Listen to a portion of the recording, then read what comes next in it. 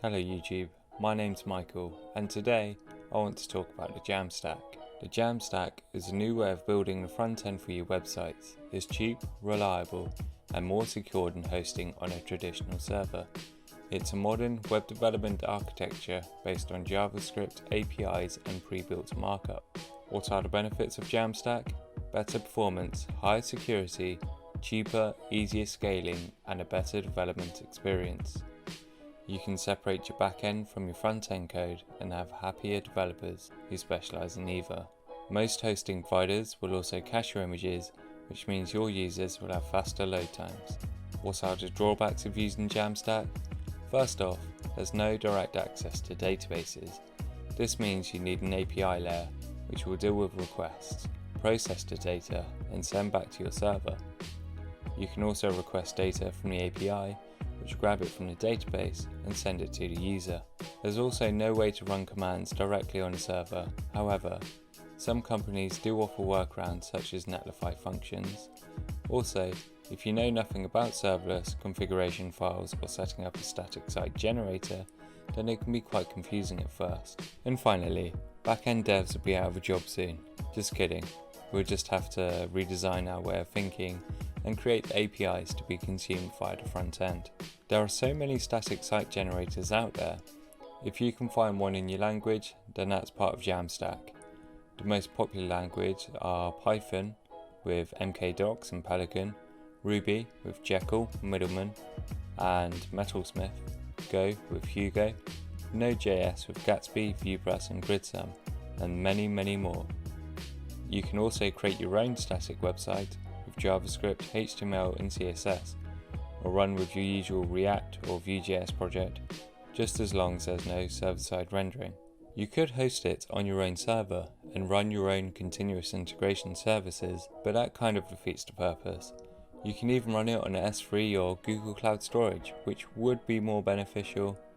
I personally think the two best hosting sites are Netlify and GitHub Pages. This is because you can hook it up with your favorite Git provider and literally push to deploy. Okay, so you've made your new website locally and you're ready to deploy. But how do you deploy that to your host? By using GitHub or any other Git provider. There is, however, a small setup required in order to tell the host how to set up your website. For this example, I will use Netlify, which calls it a TOML file. This basically says, on build you can create and find my generated files in the pages directory, and to build this website you should run npm run docs:/build.